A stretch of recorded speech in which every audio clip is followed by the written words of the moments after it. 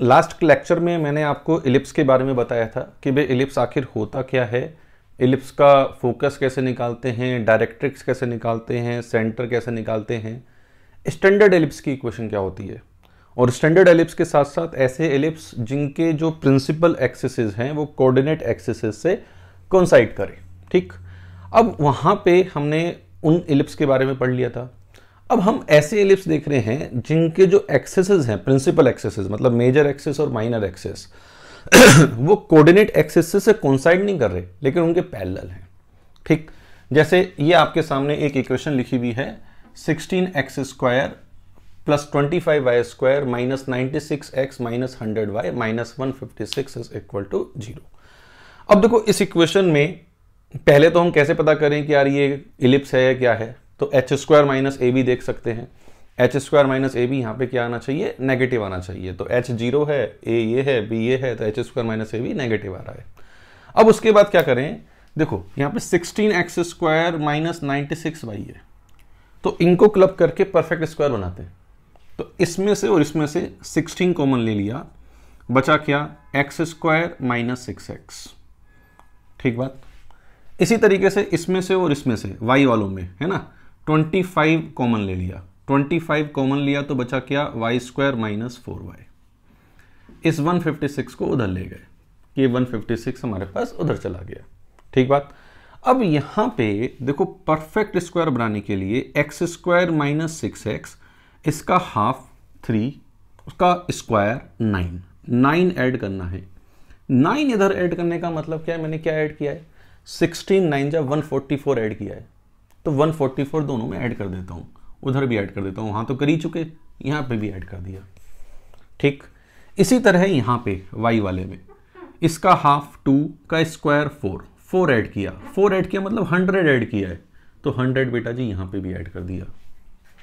अब देखो ऐसा करने से क्या हुआ, ये इक्वेशन बनी 16x माइनस 3 का whole square plus 25y minus 2 का whole square is equal to 400।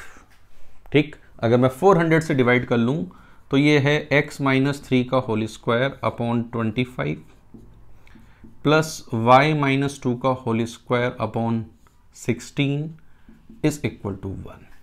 देखो अगर मैं इसको मान लूं कैपिटल X, इसको मान लूं कैपिटल Y, तो हमारे पास स्टैंडर्ड एलिप्स बन गया। ये हम ओरिजिन शिफ्टिंग कर रहे हैं यहाँ पे, है ना। तो इसको मैंने x माइनस 3 को कैपिटल X, तो capital x² upon 25, y minus 2 को capital y² upon 16 is equal to 1। यहाँ लिख देता हूँ मैं कि x माइनस 3 को कैपिटल X माना है, y माइनस 2 को कैपिटल Y माना है। अब जैसे हमें ये सब चीज़ें निकालनी है, सेंटर, इस वाले एलिप्स का सेंटर क्या होता है, जैसे हम सेंटर की बात कर रहे हैं, भी सेंटर हमें निकालना है। इस वाले एलिप्स का सेंटर क्या होता है, what is the centre of this ellipse, 0,0, मतलब x0 कैपिटल X0 और कैपिटल Y0। तो कैपिटल X0 और कैपिटल Y0 सेंटर निकालने के लिए, तो x minus 3 is equal to 0 and y minus 2 is equal to 0, तो सेंटर आ गया 3,2। चमका कि भैया सेंटर आ गया हमारे पास 3,2। दूसरा है इसेंट्रिसिटी निकाल लेते हैं पहले, है ना। तो इसेंट्रिसिटी, इस वाले एलिप्स की इसेंट्रिसिटी हम निकालेंगे, तो इस वाले एलिप्स की इसेंट्रिसिटी क्या होगी, √1 माइनस b² अपॉन a²। ठीक है, तो √1 माइनस 16 अपॉन 25, ये आ गई 3/5। 1 से छोटी आ रही है, आनी भी चाहिए कि इसेंट्रिसिटी आ गई 3/5। फोकस, इस वाले एलिप्स का फोकस होता है, फोकस की बात कर रहे हैं हम, है ना, किसकी बात कर रहे हैं, फोकस की। फोकस होता है x is equal to plus minus A and y is equal to 0। ये फोकस होता है प्लस माइनस ए कोमा 0। अब प्लस माइनस ए कोमा 0, तो x कितना है, x माइनस 3, a कितना है, what is a is 5 into e that is 3, तो ये हो गया प्लस माइनस 3। ठीक बात। तो प्लस माइनस 3 करेंगे तो x की वैल्यू क्या आएगी, प्लस 3 लिखेंगे 6, और y की वैल्यू कितनी आ जाएगी 2।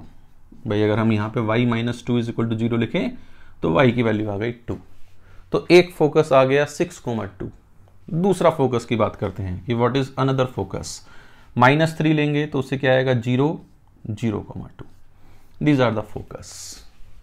अब जैसे डायरेक्ट्रिक्स कि भाई इक्वेशन ऑफ डायरेक्ट्रिक्स क्या है, what is the equation of directrix, कि भाई डायरेक्ट्रिक्स की हम बात कर रहे हैं कि डायरेक्ट्रिक्स हमारे पास है क्या, डायरेक्ट्रिक्स। तो डायरेक्ट्रिक्स की इक्वेशन होती है x इज इक्वल टू इस वाले की +-a/e, capital X is equal to +-a/e। That is the equation of directrix. a क्या है 5, e क्या है 3/5, तो ये आ गया +-25/3। What is x? x is x-3, तो x-3 is equal to +-25/3। Now do the calculation, you have the answer। तो ये एक क्वेश्चन था जिसमें जो सेंटर है वो सेंटर ओरिजिन ना होके वो क्या है 3,2। सीधे इस तरह की इक्वेशन हमारे सामने है तो हम सेंटर तो बता ही सकते हैं कि भाई इसका सेंटर ये होगा। सीधे हमारे पास इक्वेशन है तो हम बता सकते हैं कि इसका सेंटर हमारे पास ये होगा। ठीक बात। चलो, तो ये हमारे पास एक क्वेश्चन था जिसमें हमें एलिप्स की इक्वेशन दी है और एलिप्स की इक्वेशन के साथ हम बाकी चीज़ें निकाल सकते हैं। चलो 1-2 क्वेश्चन और करते हैं, है ना। 1-2 क्वेश्चन और करेंगे तो हमें थोड़ा और मज़ा आएगा और हौसला हमारा बढ़िया होगा।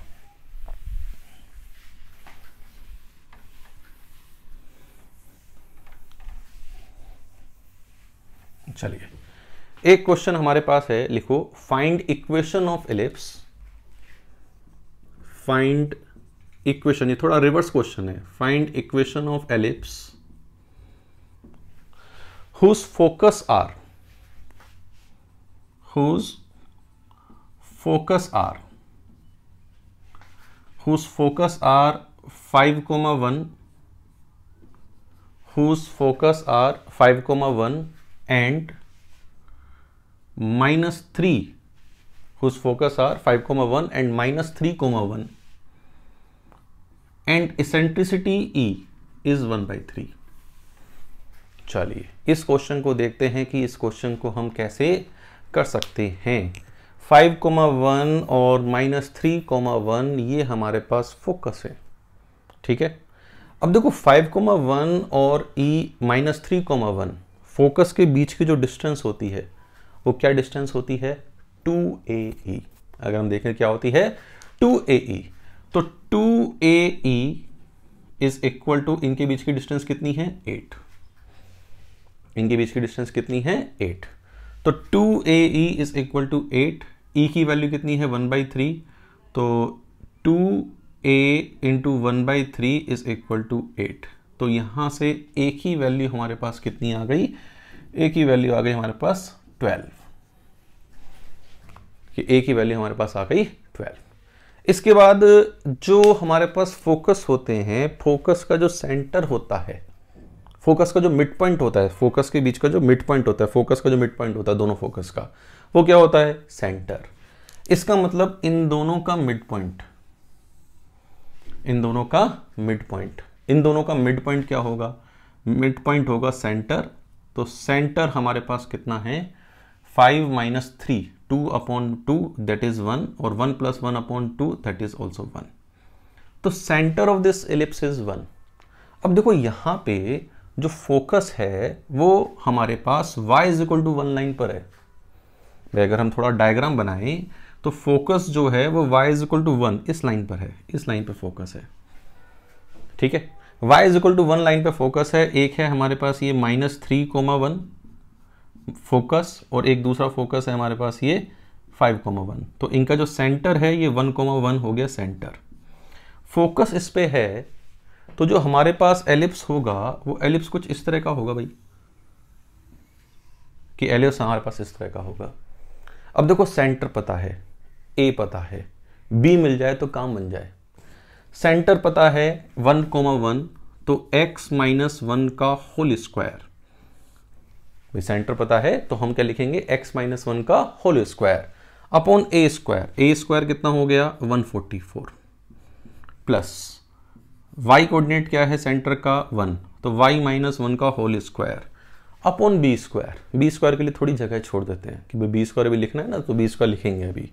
ठीक, what is B square? B square बराबर A square 144 into 1 minus E square, 1 minus E square 1/9 into 1 minus E square. भाई 144 इंटू 1 माइनस ई स्क्वायर। ठीक, तो 144 इंटू 8/9। ठीक है, ये हमारे पास कितना हो गया 9, ये हो गया 16, 16 8 जा 128। तो व्हाट इज बी स्क्वायर? 128। तो बी स्क्वायर 128 है, तो यहाँ पे हमने 128 लिख दिया, दैट इज इक्वल टू 1। तो ये हमारे पास इक्वेशन आ गई किसकी? किसकी आ गई जी? जिसका फोकस ये है, जिसका फोकस ये है। इस तरीके से अगर हम देखें कि भाई हमारे पास जो स्टैंडर्ड एलिप्स है, तो अगर हम उसका सेंटर शिफ्ट कर रहे हैं स्टैंडर्ड एलिप्स का, मान लो सेंटर में ले जाता हूं x नोट y नोट और a नोट a और b वही रखता हूं, अगर हम सेंटर उसका शिफ्ट करें और a और b वही रखें, तो हमारे पास एलिप्स की इक्वेशन क्या है? x माइनस एक्स नोट का whole square upon a square, ठीक, plus y minus y naught का whole square upon B square. कि भाई सेंटर है x naught y naught, major axis x axis के पैरेलल a b से बड़ा होगा और माइनर एक्सिस y एक्सिस के पैरेलल, है ना, दैट इज इक्वल टू 1। तो ये हमारे पास इसकी इक्वेशन होती है। वैसे इसे मैं याद रखने की जरूरत नहीं मानता हूँ, समझने की जरूरत मानता हूँ कि हम कैसे चीज़ों को समझ के कर रहे हैं। इसलिए मैंने क्वेश्चंस पहले कराए, थ्योरी बाद में पढ़ाई। ये मेरा स्टाइल है कि भैया पहले क्वेश्चन करो, क्योंकि हमारा मेन टारगेट क्या होना चाहिए? क्वेश्चंस। एक क्वेश्चन और करते हैं, है ना, एक क्वेश्चन और करते हैं, एक क्वेश्चन और करते हैं कि find eccentricity of ellipse, find eccentricity of ellipse, focus है एस एंड एस डैश। यार फोकस है ये हमारे पास, ये क्या है? फोकस है S and S dash, in which S S dash subtends right angle, subtend right angle at extreme point of minor axis। कि भाई extreme point of minor axis पे वो हमारा राइट एंगल सबटेंड करता है। थोड़ा डायग्राम देखें कि भाई कैसे करना है, पहले अपने आप कर लेना, फिर उसके बाद सॉल्यूशन देखना। मैं यहाँ पे सीधे सॉल्यूशन बता रहा हूँ, लेकिन आप वीडियो को पॉज कर सकते हो और पहले डायग्राम बनाओ और फिर सॉल्यूशन निकालो। ये हमारे पास एक एलिप्स दे रखा है, ठीक है। इस एलिप्स के ये फोकस दे रखे हैं यार, कि यार ये फोकस है एस, ये फोकस है एस डैश, ठीक। अब फोकस है एस और एस डैश, ये जो पोर्शन है ये यहाँ पे extreme point of minor axis, ठीक, यहाँ पे राइट एंगल सबटेंड करते हैं।